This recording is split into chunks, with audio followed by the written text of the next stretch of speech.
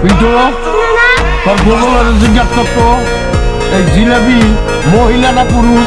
এটা আমার গোগলের জিজ্ঞেস করার কি দরকার আছে? জিলাপি অবশ্যই মহিলা। এই জিলাপি কিভাবে মহিলা হলো আমার বুঝাস তো একটু।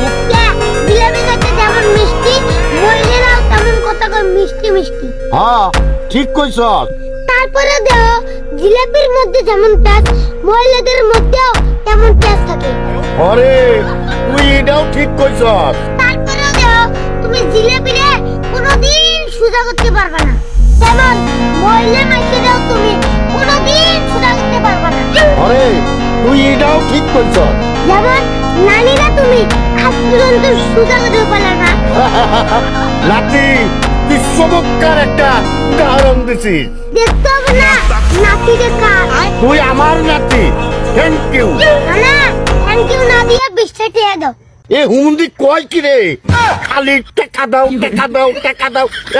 টাকা কি বলবে পাশা দাবাই রায়? হ্যাঁ জান তো